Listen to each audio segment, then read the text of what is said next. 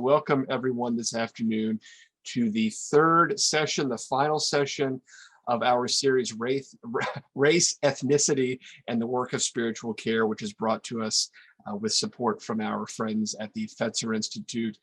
We're so glad to have you all here with us. And today, this is going to be sort of a really great way to wrap it all up by reflecting on what we've learned and what we've talked about with a couple of leaders in the field, and I'm so happy that they're here to join us. So let me introduce them briefly, and then I will get out of the way. I'll remind everybody this is being recorded, and so if you need to leave early, or if you miss a point that you want to come back to, don't worry about it.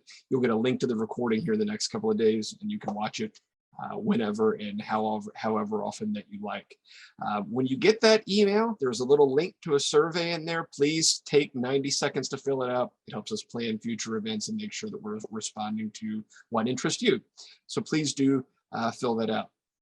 Let me introduce our panelists. I'll get out of the way. First, we have Asha Shipman, who is the Director of Hindu Life and Hindu Chaplain at Yale University. A very good colleague of the lab. Welcome, Asha. It's good to see you. Tahara Akmal is CPE Manager at MedStar Washington in Washington, D.C., also involved in a number of lab initiatives. It's always good to see you, Tahara. And then finally, we're joined by Chaz Howard, who joins us from Penn, where he is the University Chaplain and VP of Diversity, Equity, and Inclusion. And Chaz has also been involved in a number of the lab's initiatives over the past year or so. So welcome, Chaz. It's great to have you all. Let me step away, and I'll let you all get to the conversation. Welcome. Fantastic. Thanks, Michael. Hello, everyone. It is such a pleasure to be here moderating a conversation with my dear soul sister, Tahara, and soul brother, Chaz. Both have inspired me in my own work. I have cherished their willingness to share their wisdom and experience with me, which have enhanced my own understanding of spiritual care. So we are in for a real treat today. Both Tahara and Chaz are featured in one of the resources Chaplaincy Innovation Lab has curated through this Spiritual Care Provider Networks initiative. Their profiles in African American chaplaincy. I'm going to put in the chat box their links to their profiles. I'm going to do that right now.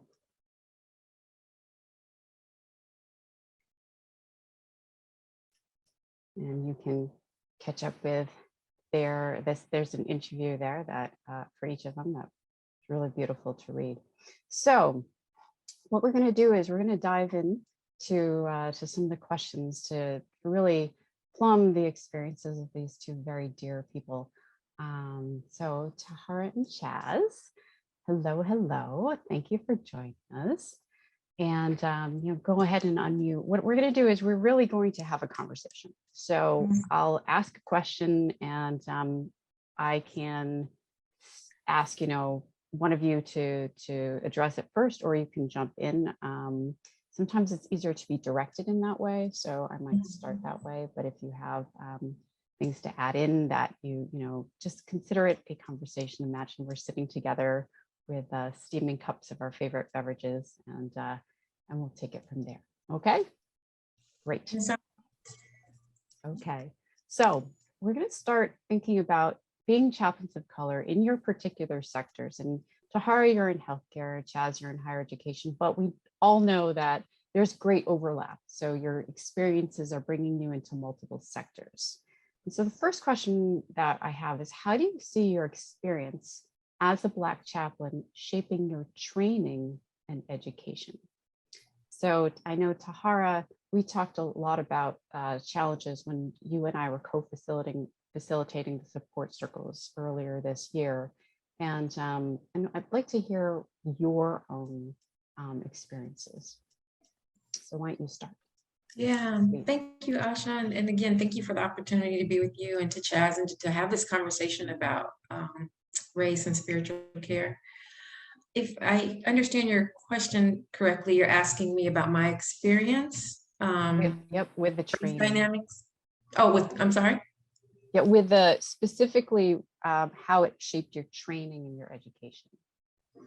Okay, so if I can go back a little bit to 2007. 2007, I was doing my first unit of CPE. And I was in seminary at the time, and I took the summer off to travel and go to the Midwest to do a CPE unit. And the only experience I had in the hospital at that point was an internship I had done as a chaplain, not a CPE internship, but in Southern California. And in that hospital, there's a lot of diversity.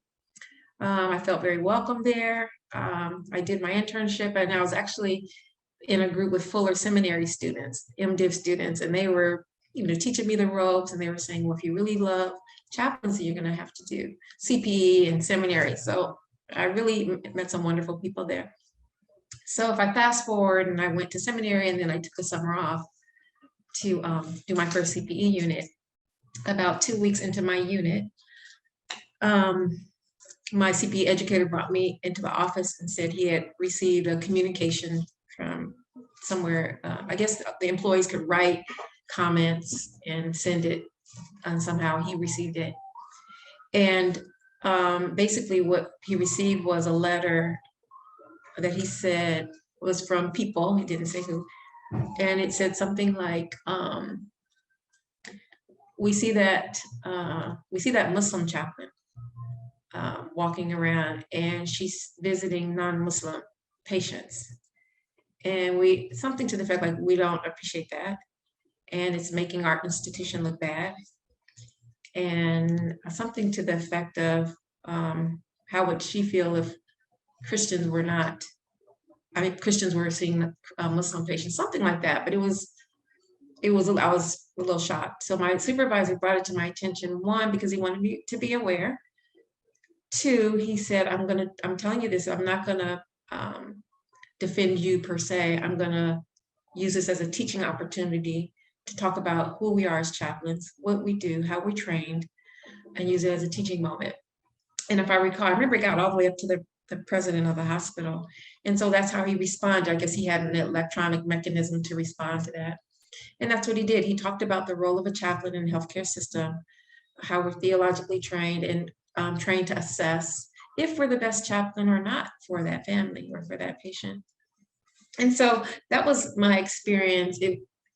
I don't know if race was a factor as well. I could imagine maybe it was, and it was very different culture in the Midwest than it was on the West Coast where I lived in California at the time.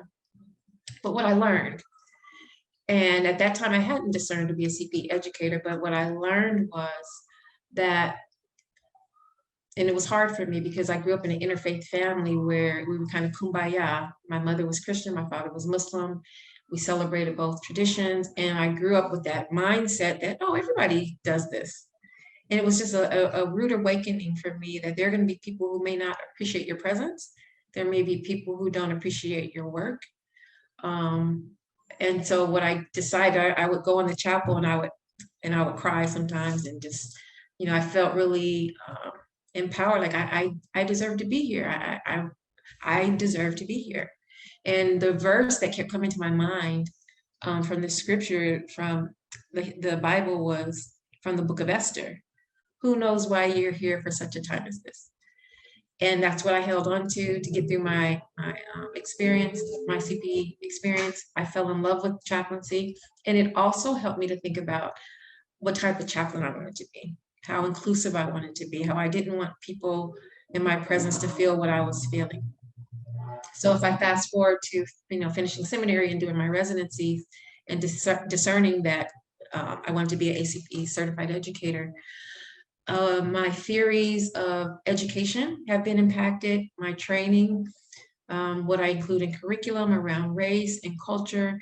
And I was just sharing, I told you we had a graduation. I was just sharing with, at the graduation, how we have to do this difficult work of talking about race, culture, microaggression, macroaggression, bias, because when we walk into the room as chaplains, in whatever sector you're in, people will see who you are by your appearance and will make a judgment, or either feel close to you or don't want anything to do with you. So we have to talk about it at CPE, and it's not always easy, but I include it in my curriculum, especially at the resident level, where we are really preparing chaplains for board certification or whatever is next for them, certified educator training.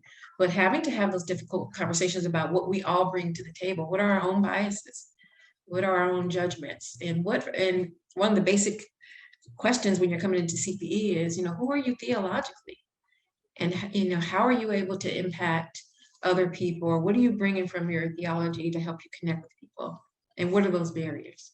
So it's included in my curriculum. It's included in how I show up as a chaplain. What a way to start, Tahara. Oh my goodness. That must have been such a shock, but how to blossom from that, really incredible. Yeah. Thank you. Chaz, invite you to contribute. It's really good to be here with you both, with all of you on the call. And, my dear friend, Asha, I'm always blessed by your presence and your wisdom. And my sister Tara, thank you for your vulnerability and sharing a story that some people might be going through real time right now. So I think when we share, we end up blessing folks. So I'm just grateful for your care and your ministry and your you're doing good work. And I'm thankful that you didn't let bigotry knock you out of the game. Instead, you invested even more to now be an educator and a super. Like that's powerful stuff. I'm thankful. To your question around formation and education, I think a couple things come to mind, particularly in the classroom and then also in the hospital. Chaplaincy, our vocation, in one sense, is not immune to the bigotry and discrimination and cruelty of the greater population, of the greater society, of greater educational journeys. And I remember growing up and studying world history and studying US history in particular. The only Black figures I saw in my school books as a kid were enslaved Africans, Frederick Douglass, Martin Luther King, all of US history. And I came up in a time when we studied Western Civ as opposed to kind of global world history. And so it starts in kind of Rome and Greece and then works its way up into Europe and England and the US, and that's the world. And that was kind of what it was at that time. As I think about the theological formation, it wasn't very different. And I received a wonderful education broadly. I'm so grateful for my professors who poured into me and poured and loved me and challenged me and pushed me. And yet, as I think about, for example, my comprehensive exams, you get all these books you got to kind of work through, and we're going to ask you any question on any of it and whatever. There was one Black theologian on my list, and extraordinarily predictably, it's James Cone, who is worth 300 theologians himself, but just one. There were very few women on there at all, and that lack of representation in the kind of intellectual formation of a chaplain can absolutely affect, sadly, and trickle down into the practice of it as well. I do think a lot of our seminaries and divinity schools and theological schools are doing a lot better than they were. I think that particularly in the last 5 or 10 years, they've been wrestling with exposing future ministers and chaplains to a curriculum that reflects the world and reflects the folks who they'll engage. But I do think about that. Likewise, when I did CPE too, though, I did it here in Philadelphia and had wonderful supervisors and my cohort. I still cherish some of them. Some of them are still very, very close friends of mine. I think I was most conscious of being a Black man in our trauma bay in the emergency room. Large urban tier 1 hospital, tier 1 trauma center. And I don't say this flippantly because our city's really struggling with gun violence right now, but almost every night of the duty shifts that I would take, people who look just like me would be wheeled in because of a gunshot wound or a stabbing or some other type of challenge. That affects anyone. That affects every chaplain. That affects every doctor, nurse, tech, all of that. I always felt I felt like it kind of hit me in a different way. Partly because in so many ways that could have been me, still could be me, but were it not for a couple people grabbing me by the neck of my collar and pulling me in a different direction and kicking me in my behind, I very easily could have gotten caught up in the situations that often result in violence. And then I think the extra burden of wanting to do something for our people, I think, lands on a Black chaplain in a different way. The third response to your question I would add, though, is in all aspects of life, in almost any profession, Black folk in America very often have their intelligence questioned, or their integrity questioned, or they're often perceived as a threat.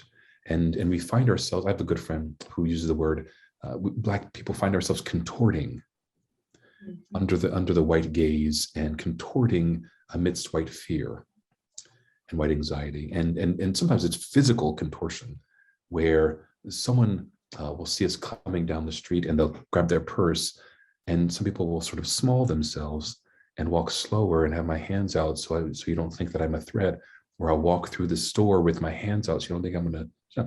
It's very sad, the kind of contorting that we have to do. But it also happens intellectually in a lot of ways. This fear of perception of being less intelligent, more violent, more of a threat, hypersexualized, all that kind of stuff.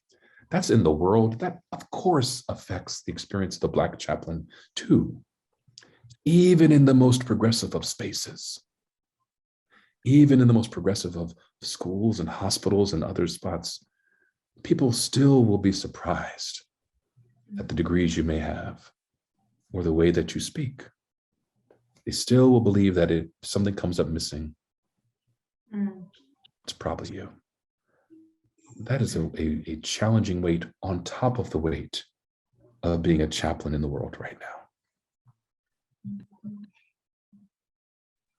It's so powerful, Chaz, and you draw such great attention to the deeply internalized discrimination that's so embedded, and that if we have to really consciously not just be aware of it in ourselves, but really find ways to counter it, right? And in our actions and in our words and deeds, but also how do you, at the same time, as a chaplain, really bring forth, all that you can be under those circumstances, right?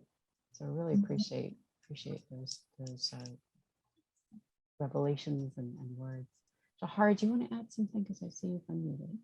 Yeah, I was just thinking that a couple of things as I was listening to Chaz speak. I think one of the things, and I think it's changing, because I was really pleased that last year, with ACPE, last year, the conference was about bias, and we were doing a lot of good work at that conference. But I remember when I was going through my training program, just to touch on your point about theorists, and when I was developing my personality theory, I really wanted to use Edward Wimberly and his mythology. One of the reasons why is because Wimberly draws on family systems theory. And when you're talking about African-American culture, family, cousins, experiences, common experiences, all these things that are part of the family, spirituality, I wanted to integrate family systems with some of Wimberly's work on mythology. What are the messages we learn in our family of origin? What are those things that we thought about ourselves growing up because of whatever reason? So I had this brilliant idea to do this integration.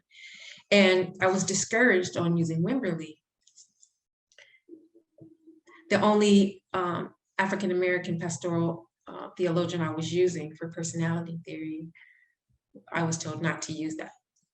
So things like that as we're thinking about how we train chaplains, how we train educators, what are the requirements and the competencies for us to, on our journey of chaplaincy, to think about how, and I'm really pleased that ACP is doing some changes with this, recognizing the individual and allowing them to draw from their own experiences and people that look like them to create and develop their own theories and assessments for their role as a chaplain. So I thought about that when Chaz mentioned James Cone, that he was the only one in his experience. And the other thing I just wanted to touch on, Chaz, you talked about, I can't remember how you said it, but you said something like, you can do all the right things, or you can have the degree, you can do this and to be safe. But I mean, you can do all the right things and just be driving somewhere, or you can do all the right things that you're supposed to do as a man of color. Because I have 2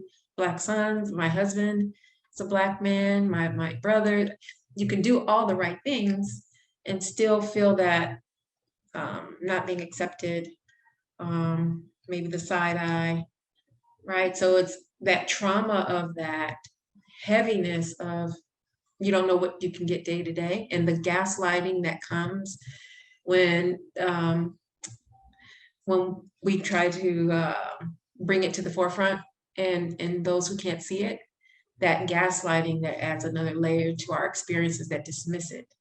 So I think there's some work to be done, and I think our institutions are taking steps to think about the individual and not just having this blanket list of theorists or books that you read, and allowing people to bring themselves. How do I see myself at work? How do I bring my whole self to work by bringing all these other pieces of myself, right? So I thought about that thinking. It's so rich, there's a real danger, I think, after year after year after year of feeling othered and the experience of being marginalized. And one can internalize the lie that we don't belong somewhere. One can internalize those lies of being less intelligent, less gifted, not wanted, all of that. It's so dangerous. On the other hand, as you're speaking, I'm thinking about one of the great chaplains of color, one of the great Black chaplains, a brother named Peter Gomes, the longtime preacher at Memorial Church at Harvard and professor at Harvard Divinity School. And when I first met Peter, I was like a young green chaplain. My hairline was like much closer to my eyebrows back then. And I was introduced to him by some of the other chaplains. And at some point we're sitting at dinner, I asked him, like, Peter, do you have any advice for a young rookie chaplain? He said something I never forgot. He says, walk into every room as if you are the most important person there. And I thought to myself, like, of course, Peter Gomes would say this. You're thought of as one of the best preachers in America. You've been up at Harvard for 70,000 years, and you're gifted and you're Oprah. But then he says, he finishes his sentence, walk into the room as if you're the most important person there, because to God you are. There's something about walking in knowing who you are. I say this to my girls every day when I drop them off at school. I say, be brave and don't forget who you are. Because there are lies in the world that will beat you up and make it so hard to be a woman, to be a person of color, to be of a certain age, to be of a certain ability, to love a certain way. That just kind of beat you up and make you start wondering, like, do I belong here? I think it's important to be reminded, you are the most important person in that room. You earned this. We need you here. You are loved. And I hope everyone on the call hears that. Like, you deserve to be where you are. Chaz, I absolutely love this. And I think it's beautiful how you're instilling this in your daughters. Like, I can just imagine they're just receiving it and they're internalizing it, and how it will give them resilience against some of the harms and hurts that inevitably will happen. And I'm thinking about this in terms of also how you're perceiving we talked a little bit, Tara talked a little bit about the CPE training and how it's sort of changing, and how, Tahara, you said that you really like that it's focusing more on the person.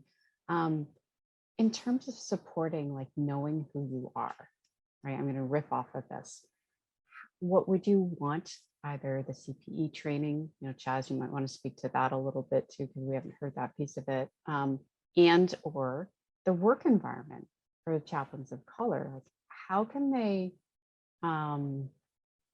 rise up in supporting of, this idea of, people need to know who they are. People need to be affirmed in who they are, right? And so this is kind of like looking into the work environment and the CPE training environment and what you know, what you perceive of it and what you might want to change.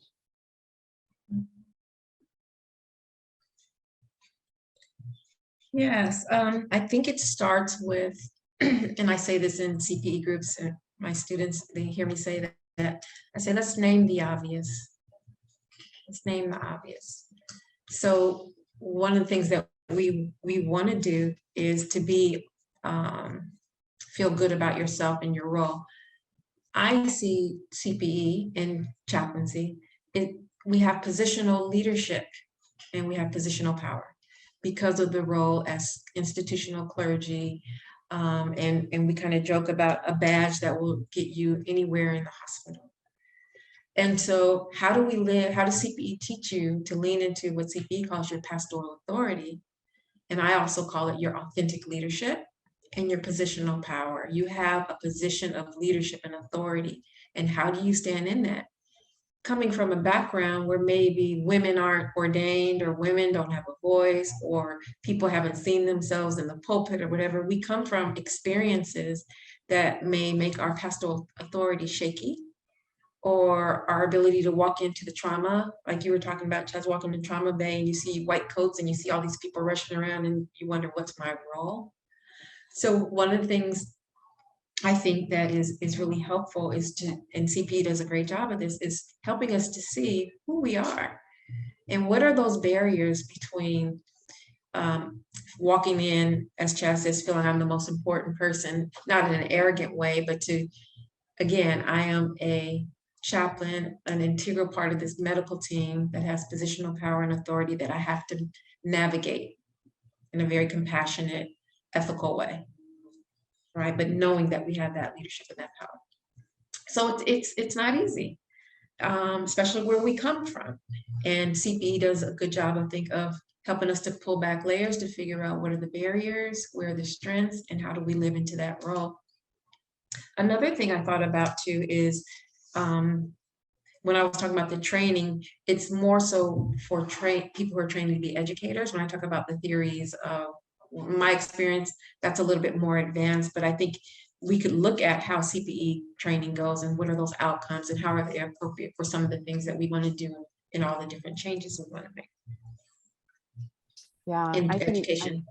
yeah, because I think you and I, Tahara, when we were moderating those circles, we heard a lot from the chaplains of color on how those are very white spaces, right? Mm. So they are struggling to negotiate those spaces and how they're perceived in those spaces, and not just a sense of belonging, but if you don't see yourself, as Chaz was saying, if you don't see yourself being part of the medical team that's attending, right? You know, if you don't see yourself in these roles, it is very difficult to assume that kind of authority. And may I add, Asha, that, and I've said this in my groups a lot, that it is typically my white male students who get mistaken for the doctor. So when they, you know, with their verbatims or when they come in, they say, oh, they thought I was the doctor. That's not the experience of others in the group, not of the African American, unless they haven't, no one has shared that with me yet, but it's been my white male students, not even my white female students, who will walk in or be in the hospital and be mistaken for a physician. So, you know, we have to talk about that dynamic. What does that mean? What are the biases, right? What does that mean? And you know, how does it make the group feel that your peer, you know? So it's challenging work and it's systemic. So we have to have the courage to go where it's uncomfortable for some people to go. But it's a mandatory part of the training in CPE to talk about culture, race, bias, what we know about systemic system conditions and so forth. It's not always easy though.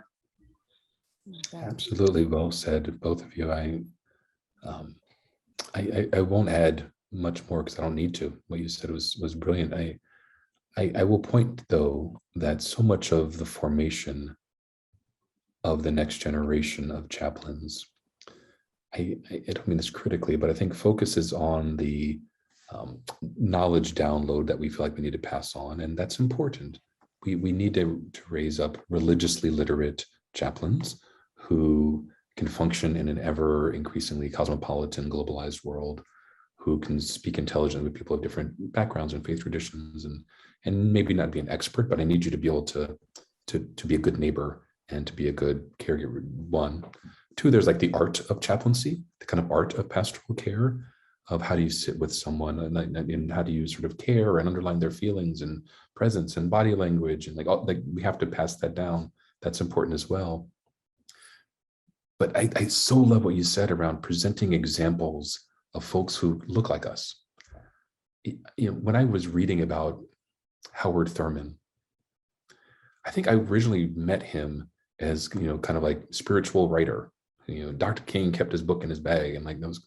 But when someone said that cat was a university chaplain, like he was a dean of a couple chapels, Howard and BU, and like something clicked in me of like that's a thing. Like that's a when seeing Peter Gomes or my predecessor Will Gibson, there was a spread in Ebony magazine, maybe in the late 90s or early 2000s of like Black chaplains.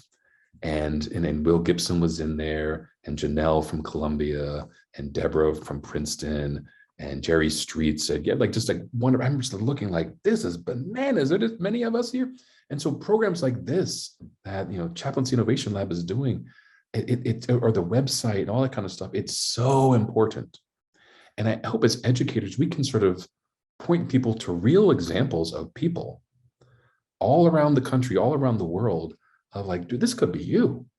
This could be you, whether it's around ethnicity, whether it's around gender, whether it's around how we love, the way we sort of move in the world, our faith traditions. Like that is a game changer for someone trying to envision what's my vocation going to look like.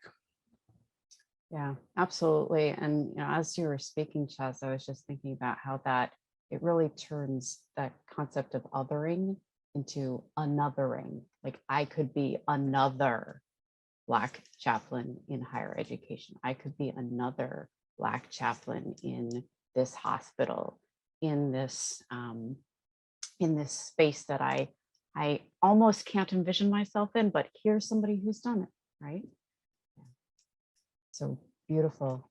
I want to ask one other question, because I know we need to turn to Q&A, and we do have some questions.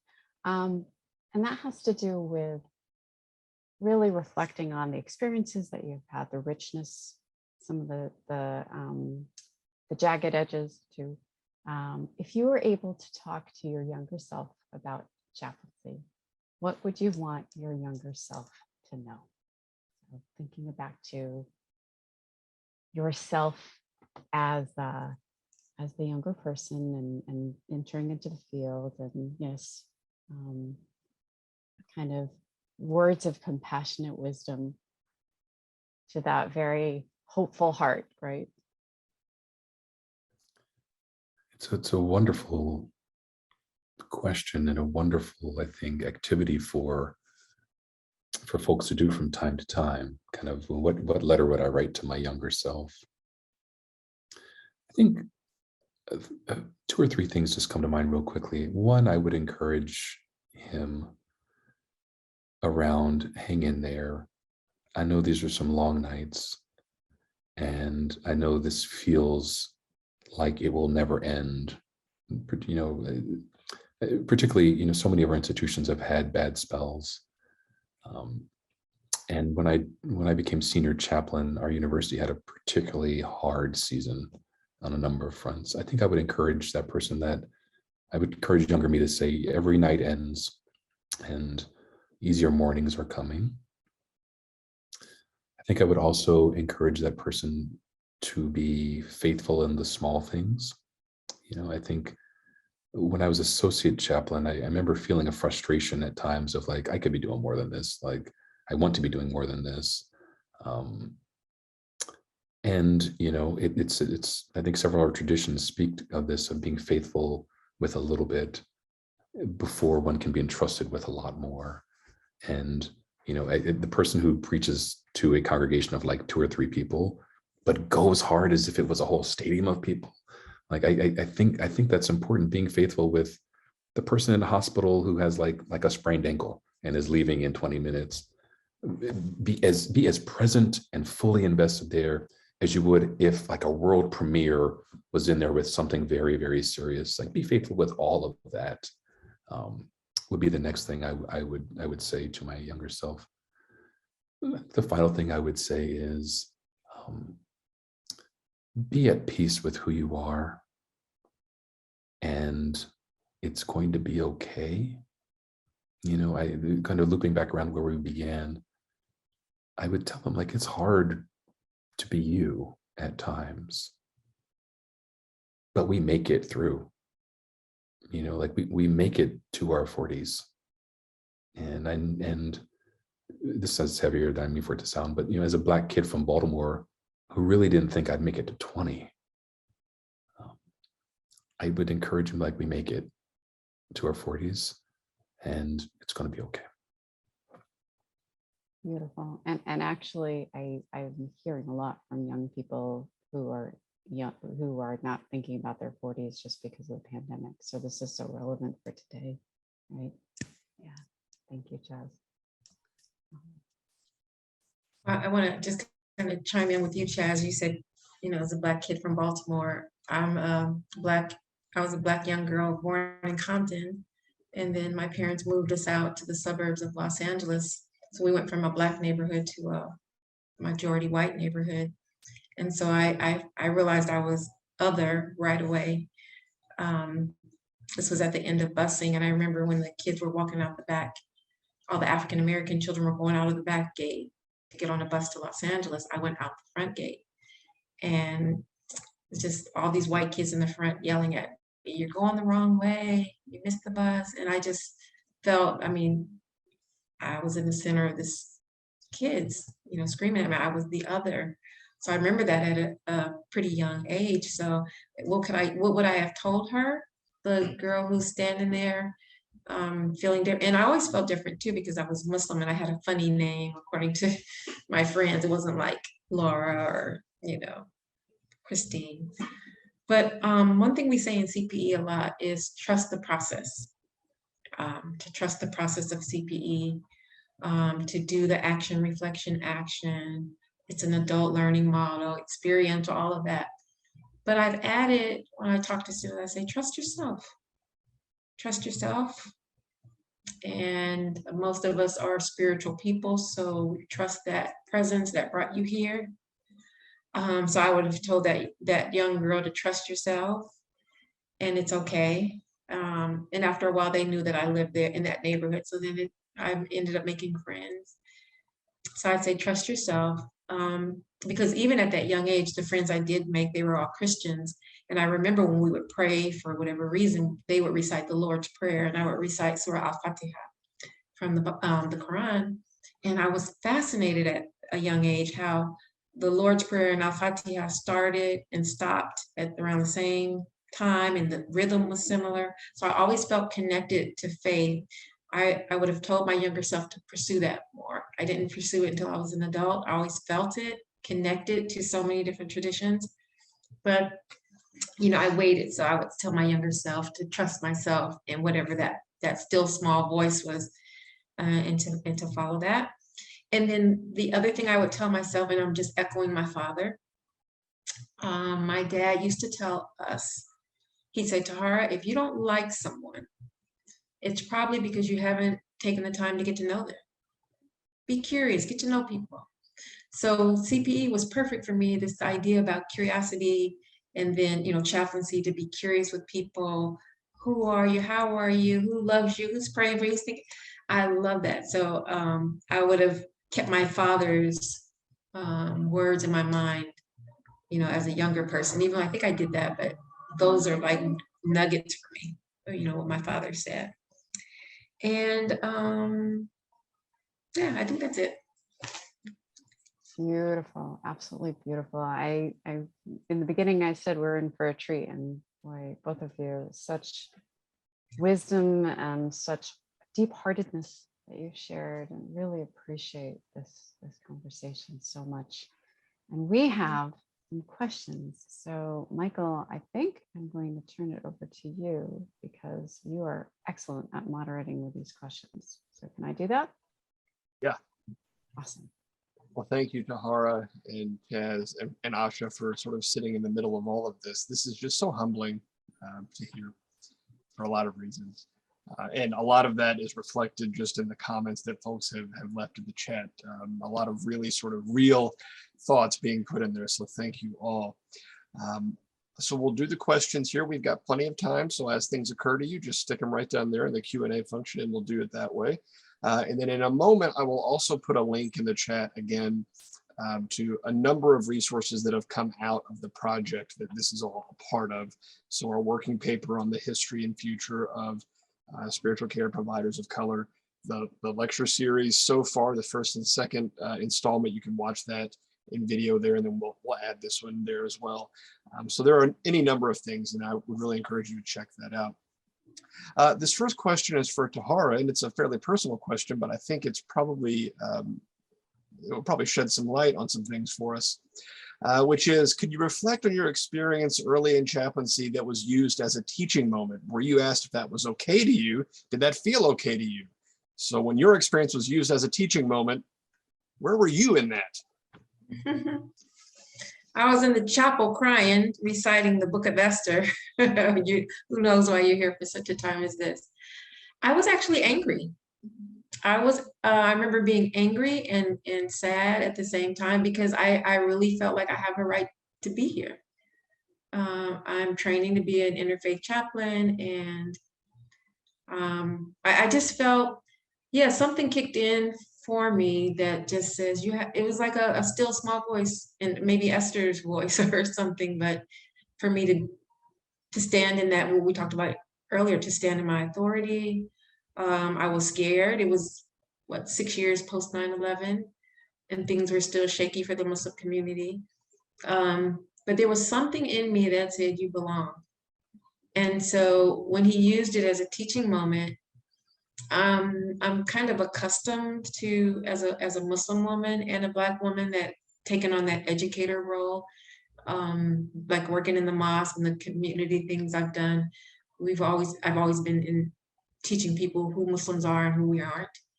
So when he said, I'm going to use it as a teaching moment, it's very congruent with who I am and what my life experience was, especially post 9/11. We were speaking everywhere, talking about American Muslims and, how we represent. It was, I've told many stories. I have a picture in my office of my grandfather, who converted to Islam early in the 1900s and raised all his children Muslim. And they all married Christians and all this cross-faith relationships, and how Muslims had been here since, such a long time ago. And so it felt pretty congruent with who I am. I mean, that's kind of a long way to say that. Mm-hmm. Thank you. Mm-hmm. This is sort of an instructive question from Will Hagan. Thank you, Will. Will says, I am a white man and my local CPE program isn't very diverse. I guess you mean in terms of race. I want to continue my awareness around race and ethnicity, continue to unearth my own biases and assumptions. How can I do this when I find myself working mostly in a mostly white space?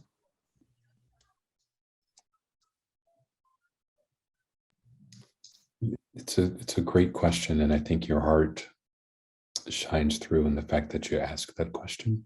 So I want to commend you on that and affirm that. I think there's two levels. I think there is the let's bring resources to a circle, and in an age where technology is sort of shrunk the world, you certainly can bring a lot of external voices to visit with a group, be it books or videos or kind of guest speakers and all that kind of stuff. But there's also the challenge around changing a space. So I studied Black theology, and my old professor talked about the definition of Black liberation theology, in a sense, is reconstructing the center. So if you think about voices on the margins, so like on a piece of paper, like there are margins here, and like no one really writes in the margins. Like the important stuff is in the middle.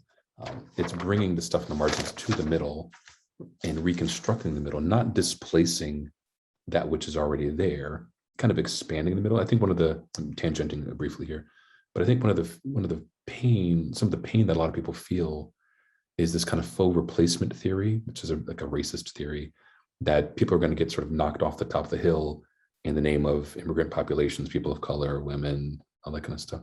What we can do is reconstruct the middle. There's room for all of us here. There's room for people on the margins to be a part. And so I think a part of the answer I would give is reconstruct the middle. We work in, if you're a chaplain in the middle of a predominantly white state and a white city, and there's just very few, like that's harder, but it's not impossible. Go after people, invite them here, create incentives for people to sort of join a team, to sort of change the way a space looks. The last sentence I'll add, there was a study that came out of Princeton University, and like that's our bitter rival. And so if someone from Penn is shouting out Princeton, it must be something good. So there was a study that came out of Princeton around women in leadership. And so they were looking at their student clubs and stuff. And this is 5 or 10 years ago.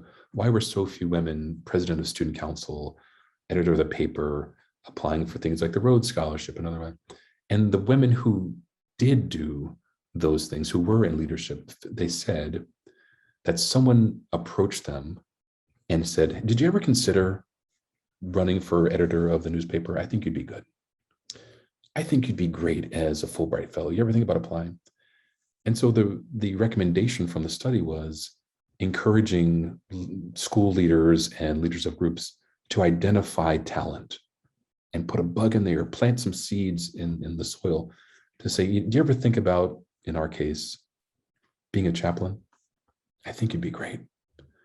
I think that's one way that we can reconstruct the very white man, Christian, straight center that is American chaplaincy. That's changing, but by planting seeds in folks and saying, did you ever think about joining our fold?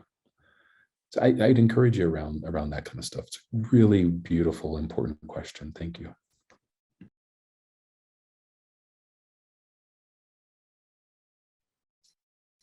That is something that's now spurring me to ask a question, and that is, were there people in your lives who planted those seeds for you, like how, brought you into where you are right now?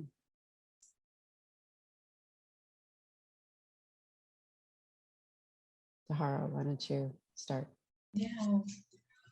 Oh, absolutely. When I started training to be a chaplain, I remember when I interviewed for my second year of residency, I flew out from LA and I interviewed at Johns Hopkins, and the educator interviewed me. He says, have you ever thought about being an educator? And I said, no. He said, oh, okay. He said, he just kind of planted a seed. And I remember I was talking to I went back to my other residency, my first year where I was finishing my program, and I shared with the educator. I said, oh, the gentleman I interviewed with for the second year asked me about being an educator. And she says, oh, I just see you as a great chaplain. Like, she didn't discourage me, but she was saying, wow, that's interesting. I see you as this like really good chaplain. And so I'm glad he planted that seed, because I ended up following that. But what I think I noticed about him in my residency, he kept bringing it back up, and he would put me in positions where I could do nothing extra, not that I was different from my peers, that I was a second year, but giving me little seeds of encouragement by showing competence in the area and leadership in the area. So that was great. And when I entered supervisory education, there were no Muslim women who had gone before me.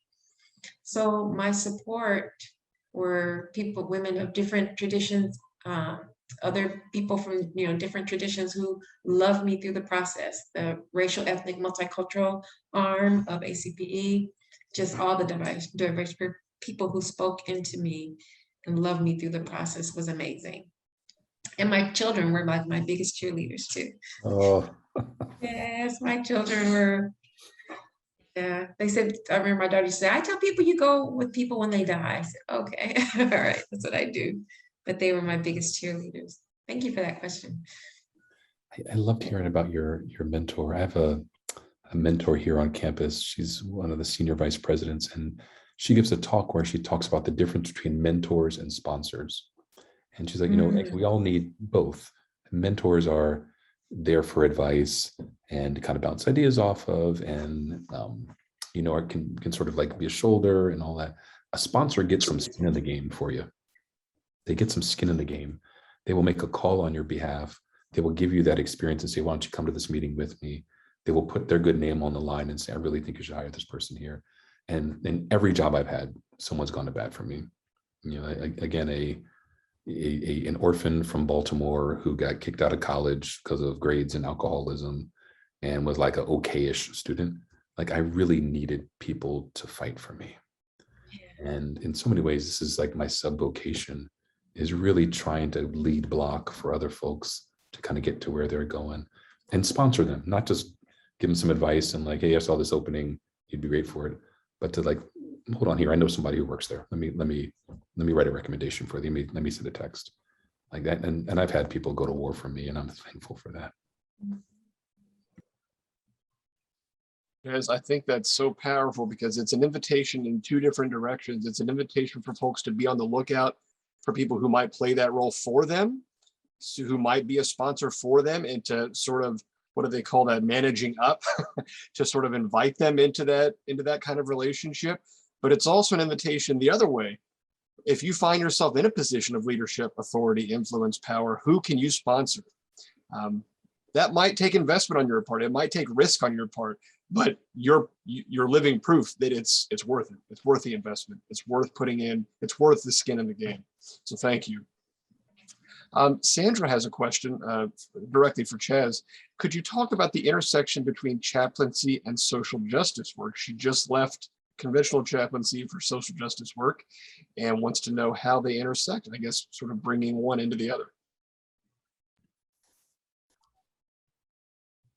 So it's a timely question in a lot of ways, where I think more than we have in a very long time as a nation and globally, we're wrestling with injustices, and we're being called and challenged to speak out and to kind of put legs on our faith and push for change. So it's a wonderful question.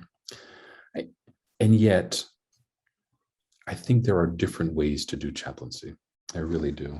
I think that there's different types of chaplains who are just as gifted. Broadly, I think it is our role as humans to fight for people in the margins, to speak out on behalf of the oppressed, to work to change systems, to make sure the next generation is living in a world that is better, to make sure the next group of chaplains in our hospital, in the prison we work in the military, in this university, to make sure that their experience is better than when we started broadly. Yet, I do think that some people, there's within Catholicism, they use the term charism. There are particular kind of giftings that different people are kind of sewn into different people. I think that for some chaplains, their gifting, their charism is oration and preaching. And that's their gift. That doesn't mean that's all they do, but that's kind of like, it's mystery. I think there are other people who are so good at sitting with people in crisis. They are just so good in the emergency room, and their bedside manner is so special. And there are other chaplains who are good mentors. Like, they are meant to be CPE supervisors, and like that's their gift, and like formation of the next. And then there are sort of the more prophetic, and that term means different things in different religious traditions, but the kind of more speaking truth to power, societal change ministers and particular chaplains who shake things up. And you think about the chaplains during the Vietnam War who were like burning draft cards and leading protests and marching and getting arrested with people. And I think that is also a different type of chaplain. At our best, we can move in all of those spheres. There are chaplains who teach, there are chaplains who are administrators and all that kind of thing. But it could make sense that some of our giftings are weighted differently, and not just giftings, like interests might be weighted differently. Being out there and being an activist, march, direct action chaplain is important to my own personal vocation. But I know it's not important. I shouldn't say important. Not every chaplain I know feels called to do the same, and that's okay. And that's okay. Yet we all need to fight in the ways we feel called to. So I'll stop there, but that's important to me. I think that there are different sub-callings beneath the kind of joint calling that we share. I would just add that this is a quote that I love, and I'm going to mess it up, but I'll just give you the gist of it. But it says, protest is like for the voice of the voiceless, or something like that. Like protests are when people need to have their voices heard. So I see an intersection between what we do in healthcare as chaplains and our advocacy for our patients. Because as chaplains, we're meeting people where they are, and we're listening to their story. We're listening to their struggles. We're listening to how they feel they're being treated, their social condition. I mean, we're listening to so many things, and oftentimes we have to advocate. This family, they're Jewish and they need kosher food, or at the family meeting when we're there with the physician who's given maybe some grave news, and the chaplain sees that with the tears coming down the patient's face, that they probably aren't hearing anything. So how do you advocate for the patient to say, Dr. So-and-so, could we pause for a minute? I'm just wondering if Mrs. Smith is understanding what you're saying. So I think when you talk about social justice and advocating, there's a direct connection to the work that we do in the prison system, in the military, I mean, wherever you're serving. And there's even social justice chaplains who specifically go out for protests. So I think there's, without a doubt, that intersection, and we do it all the time. Maybe we don't name it as such, but I think it is, for me, it's social justice. Sorry about the sirens in the background. I think sort of a constant refrain in a lot of the things that the Chaplaincy Innovation Lab tries to do for people that are interested in this field is to tell them there are as many ways into this field as there are potential chaplains. It looks different for everyone. Now, unfortunately, for lots of reasons, there are various barriers that are placed along people's paths, and it's our job to work to get them out of the way. But the way one person does chaplaincy is not the same as the next person is going to do chaplaincy. In that, it doesn't matter if you're working in the same area, maybe you're both in healthcare, it doesn't matter if you're in the same institution, it's going to be different. The task is to find people that can help you along that path to bring that to light, because once you can identify what it is, your charism, if we can use it sort of in a casual sense, like Jazz said, once you identify that, you're going to be the best chaplain if you can lean into that instead of checking whatever box someone else told you need to check, or whatever your CPE supervisor thinks is the most important thing, which you should listen to your CPE supervisor, Tahar. I'm not saying that you shouldn't, but being whoever you are, as cheesy as that sounds as it comes out of my mouth, it's more important than anything else in this work. I think we're getting, well, it's right here at the end of time, but I do want to just ask one more question, because I think it's probably on a lot of folks' minds, and Chaz has given one answer here, but I want to ask it for everybody. When you mentioned the difficult experiences that you've had and you're given some sort of gaslighting in response, how have you either responded or integrated that in a way that you find productive? Because I think a lot of folks are dealing with it.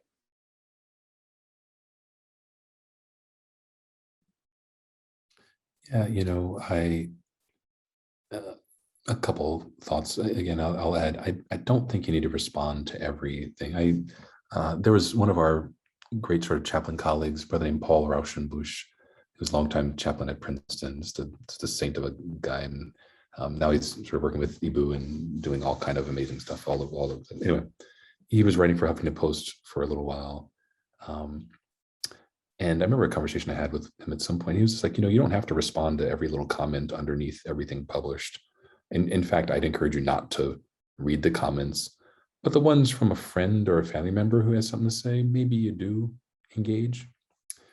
And yet, I'm not sure I need any validation of what I'm going through from someone else. In the name of education, just so your journey is one filled with more love, if we can sort of meet in a safe dialogical space, sure, let's have a conversation. But if someone's just trolling you saying, that's not real, those experiences aren't real, it's fine, all races matter, everyone's safe here, it's cool, no one is in pain, there is no bigotry, there's no discrimination. Like, A, choose your battles. B, I'm not sure I need for this person who I never see to validate my own experience and journey. And do I want to spend the energy that potentially is reopening the trauma wound to kind of sit with this person? I'm not sure. I can. If it's someone close, though, that's hard. As someone who has family members, of extended family members of different political persuasions, it's a debate I have from time to time of, is it worth wading into this fight? And I think it is at the right time, if I can do it with love.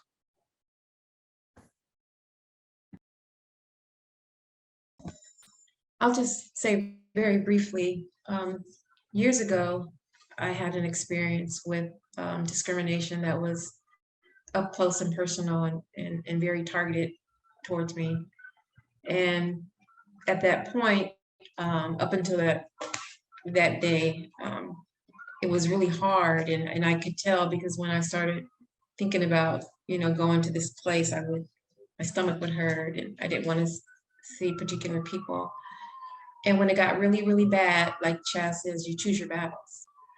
And I'm not telling everyone to do this, but I had gotten to a point in that situation where I go back to the book of Esther. I love Esther. And I said, Tara, you're gonna have to say something to someone, this person, whatever. And I said, you know what? Esther said, if I perish, I perish, but this person is gonna hear my truth. So that doesn't happen all the time. But there are some points, I think, where part of my advocacy for myself is when I can say things are unacceptable. And I had to, do it in a certain way, but there's some things that I just had to stand up for. So it gets tricky because you can't do that all the time. You can't do that in your workplace and just, speak your truth. You've got to be savvy, but you have to figure out ways where you don't feel oppressed and that you can be as much of yourself as possible. And again, I'm not advocating for people to run in there and kick the door and say, I'm going to tell you my truth. No, I'm saying I got to a point where what was happening, I just had to say, stop. And it was a risk because I didn't know what was going to happen. And I hung to that scripture, if I perish, I perish. And maybe that's not the best thing to do, but it helped me in more ways than one.